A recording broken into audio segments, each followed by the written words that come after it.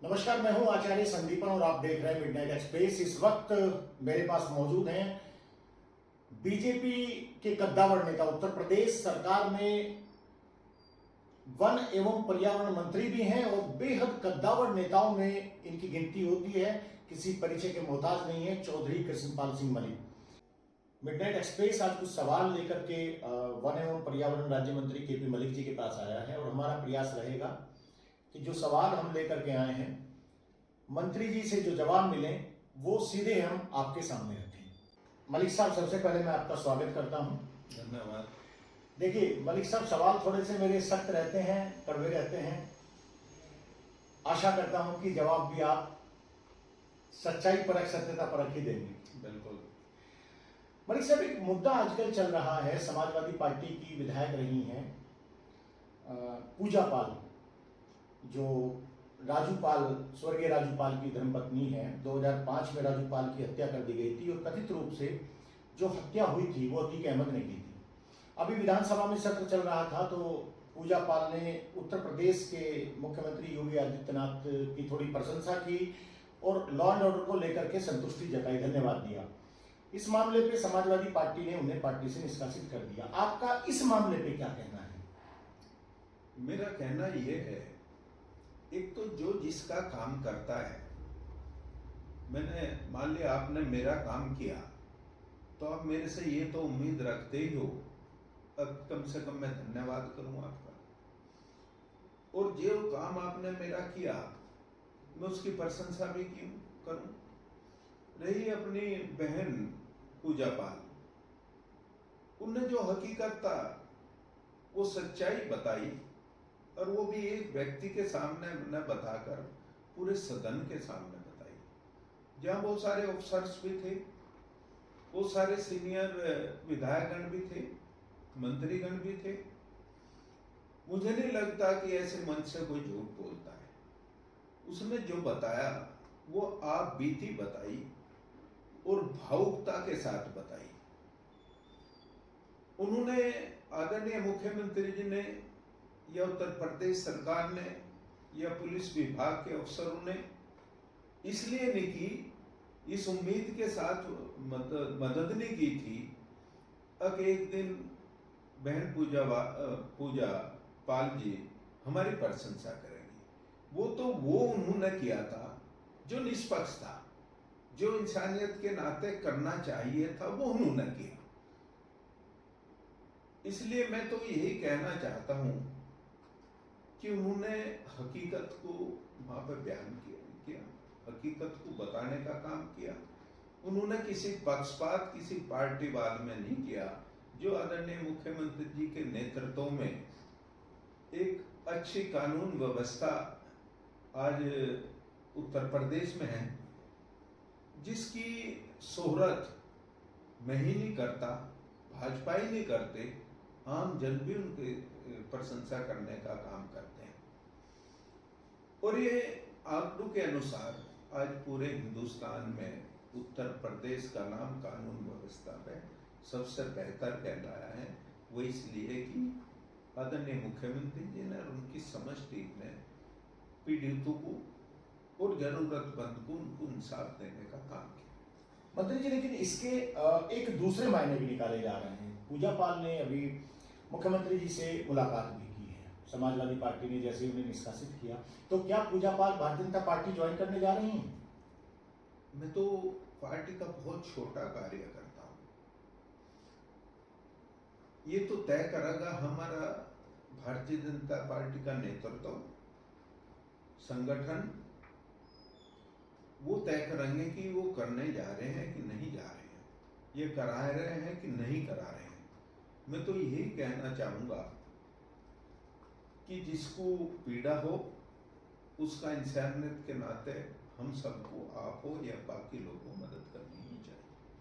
मंत्री जी, अभी आपके एक पूर्व सांसद हैं ब्रजभूषण शरण सिंह, ठाकुरों के नेता माने जाते हैं, काफी अच्छा प्रभाव उधर गोंडा साइड में उनका है। देखा गया है कि पिछले कुछ दिनों से वो नाराज नजर आ रहे हैं पार्टी से। कुछ ऐसे बयान उनके आ रहे हैं सामने। पूजा पाल वाले मामले में भी उन्होंने कुछ ऐसा ही बयान दिया है। क्या ब्रजभूषण शरण सिंह भारतीय जनता पार्टी से कुछ नाराज चल रहे हैं?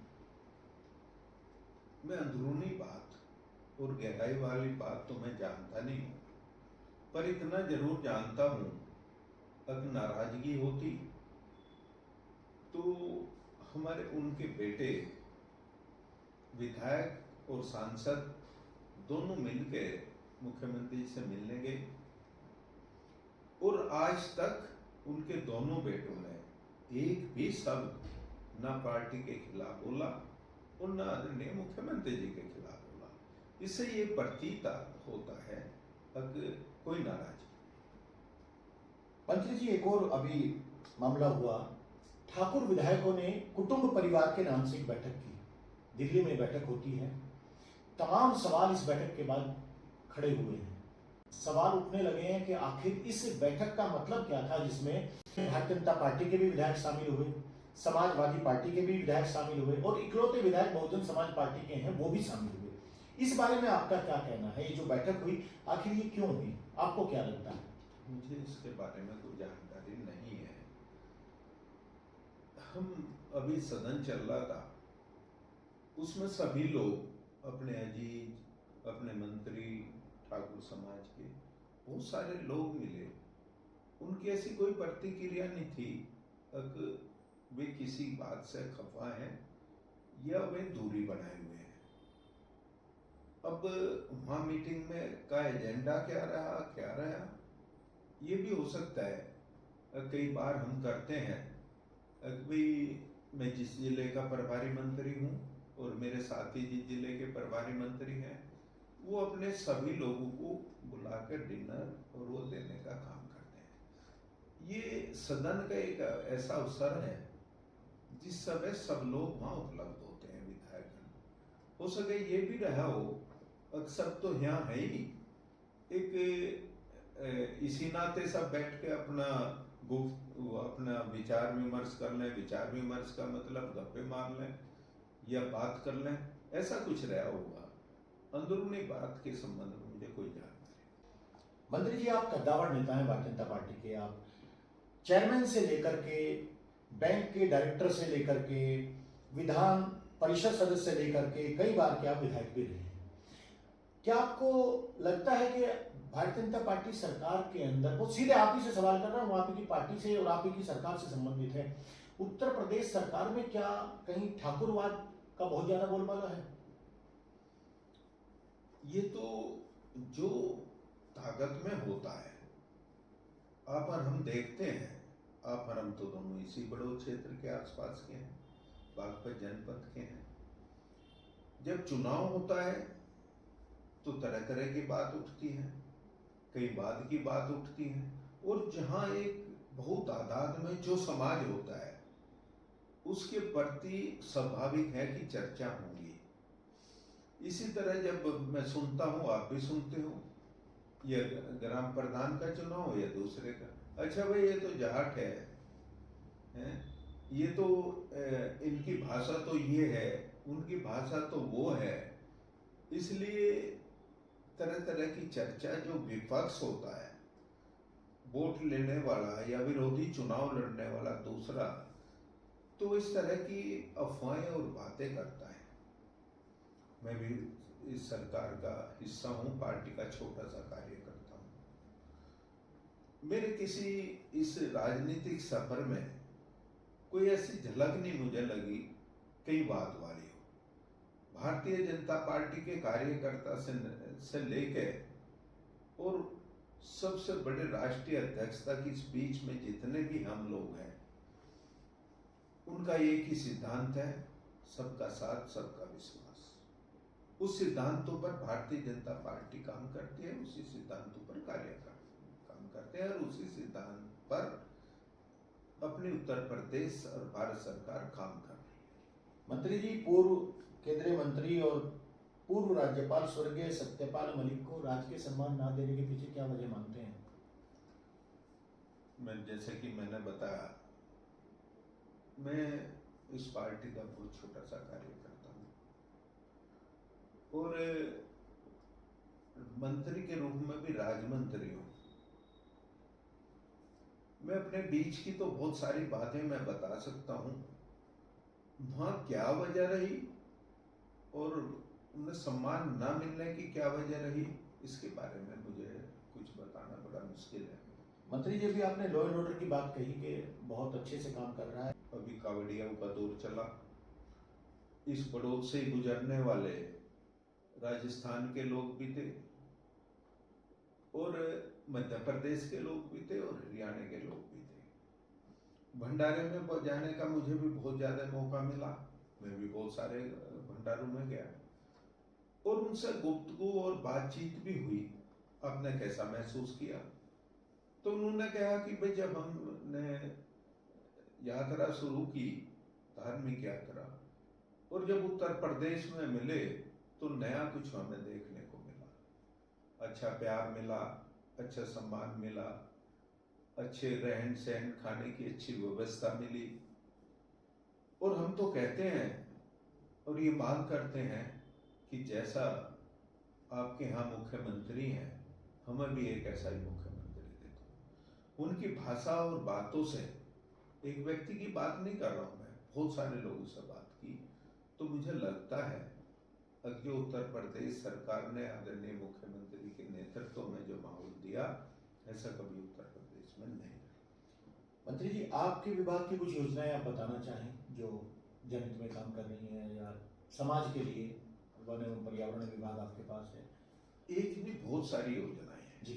सबसे बड़ी तो यही है, आदरणीय मुख्य प्रधानमंत्री जी ने एक पेड़ माँ के नाम का जो संदेश दिया, जो आह्वान किया, उसको बढ़ाते हुए आदरणीय मुख्यमंत्री जी के नेतृत्व में एक पूरे हिंदुस्तान में वृक्षारोपण के नाम पे दूसरा नंबर पाया।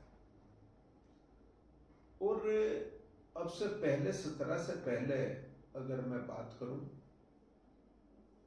तो कोई वन पेड़ पौधा किसी की कोई विभाग की चर्चा नहीं हुआ करती थी। आज ऐसा माहौल आज पैदा हो गया कि स्मृति चिन्ह के रूप में भी लोगों ने पौधे देने शुरू कर दिए। और आने वाले कल और भविष्य के लिए और आने वाली पीढ़ी के लिए इससे जरूरी और इससे बेहतर कोई काम हो नहीं सकता, क्योंकि हमारे जो पेड़ पौधे हैं वो सब कुछ देने का काम करते हैं, लेने का केवल हमसे संरक्षण मांगते हैं, रख रखाव मांगते हैं। देने का काम करते हैं, वे छाए देते हैं, पेड़ वो फल फ्रूट देते हैं, ऑक्सीजन देने का काम करते हैं, यानी जीवन देने का भी काम करते हैं। तो सबसे बड़ा तो ये काम है। रहा जगह जगह स्कूल, अन्य यूनिवर्सिटी, जैसा कि मैं पिछले दिनों एग्रीकल्चर यूनिवर्सिटी में जाकर वृक्षारोपण किया, बड़ी संख्या में किया। आज वो माहौल पैदा हो गया वृक्षारोपण के नाम पे कि जहां भी हम या मेरा साथी या आप, कोई भी सम्मानित आदमी पहुंच रहा है, वो एक पेड़ लगाने का काम कर रहे हैं उसमें। और पिछले दिनों हमने अब की बार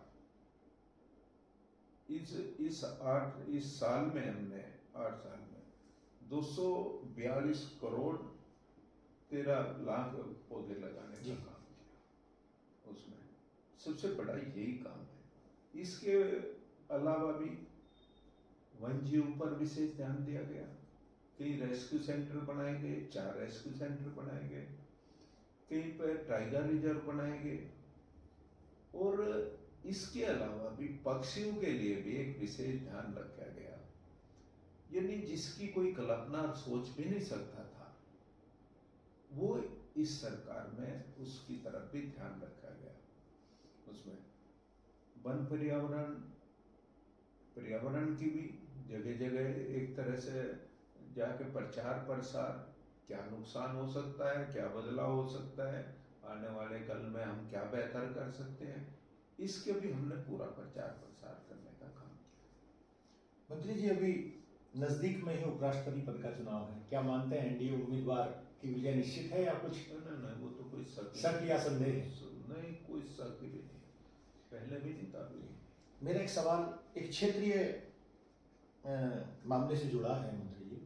अभी छपरौली क्षेत्र का एक बच्चा था, संविदा कर्मी विद्युत विभाग में, पंकज पुत्र देशपाल, हेल्पर के पद पर था और जानकारी हुई कि बावली में हाई टेंशन लाइन पे काम करते हुए उसकी दर्दनाक मौत हो गई। जो प्रोविजन है सरकार का, विभाग का, वो तो है संविदा कर्मी के लिए, क्या कुछ इस तरह की योजना है या कुछ हो सकता है? उस चूंकि एक ही अपने परिवार की और रीढ़ की हड्डी था, वो कमाऊ जिसे कहते हैं, उसके लिए कोई व्यवस्था अलग से हो जाए उसके परिवार के लिए। ऐसी बहुत सी घटनाएं बिजली विभाग से हुई, जैसे रोडपुर हुई और मेरे क्षेत्र में कितनी जगह हुई।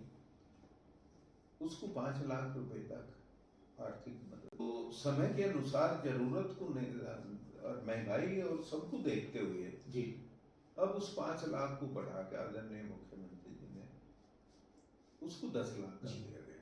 इसके अलावा भी कोई प्रोविजन है मंत्री जी? इसके अलावा ऐसा कोई मैं जानकारी कर दूंगा, किसी विभाग के माध्यम से कोई मदद हो सकती है कि नहीं हो सकती। थैंक यू मलिक साहब। आपने देखा, ये थे हमारे साथ उत्तर प्रदेश सरकार में वन एवं पर्यावरण राज्य मंत्री श्री केपी मलिक जी। हालांकि इनका मानना है कि ये सिर्फ एक कार्यकर्ता है, लेकिन बहुत बड़ा नाम है केपी मलिक, कद्दावर नेता माने जाते हैं। मैं फिर से रिपीट कर रहा हूं, कई बार विधायक रहे हैं, दूसरे पदों पर रहे हैं। हमारा प्रयास था कि कुछ मुद्दों को, कुछ सवालों को हमने मंत्री जी के सामने उठाया। जो सवाल हमने उठाए उनका जवाब मंत्री जी ने दिया, आपके समक्ष वो जवाब हमने रखे। आशा करता हूं आप कमेंट के माध्यम से हमें अपनी राय से अवगत जरूर करें।